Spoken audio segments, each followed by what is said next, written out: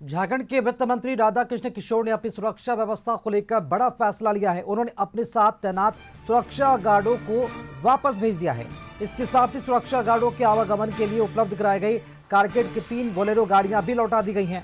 मंत्री के इस कदम के बाद राजनीतिक और प्रशासनिक हलकों में इसकी चर्चा काफी तेज हो गई है। दरअसल वित्त मंत्री ने 29 जून को पुलिस डीजीपी को पत्र लिखकर सुरक्षा गार्डों के आवागमन के लिए एक अतिरिक्त वाहन उपलब्ध कराने का अनुरोध किया था। पत्र भेजे जाने के कई दिन बाद भी डीजीपी कार्यालय की ओर से कोई जवाब नहीं मिला। इसी से नाराज होकर वित्त मंत्री ने अपनी पूरी सुरक्षा व्यवस्था वापस करने का निर्णय लिया है।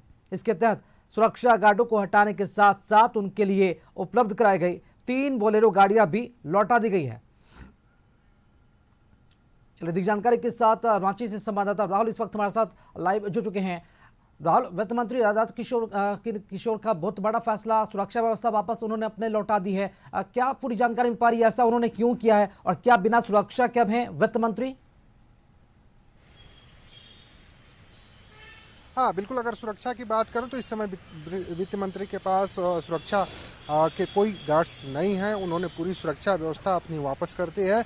उसके पीछे का कारण है कि 16 गार्ड्स उन्हें मिले थे, जिसके ले आने के लिए स्क्वाड करने के लिए कुल 2 गाड़ियाँ मिली, 3 गाड़ियाँ मिली थी और 3 गाड़ियों में 16 गार्डों को लेकर चलना वित्त मंत्री ने असहमति जताई। पहले उन्होंने डीजीपी को इस बारे में जानकारी दी, हालांकि उसके बाद भी सरकार की ओर से कोई पहल नहीं की गई, प्रशासन की ओर से कोई पहल नहीं की गई। उसके बाद प्रशासन पे उनका गुस्सा फूटा और डीजीपी को उन्होंने बाकायदे पत्र लिखते हुए अपनी सुरक्षा जो है, गार्ड्स जो है वापस कर दिए हैं। हालांकि आज खेलगांव में एक शूटिंग के उद्घाटन समारोह में वो पहुंचे थे। उस समय वो सिर्फ अपनी जो फॉर्चूनर गाड़ी थी उसी से वो पहुंचे थे और अकेले उस गाड़ी में ड्राइवर उनके जो निजी सचिव हैं वो थे और वित्त मंत्री खुद उसमें मौजूद थे।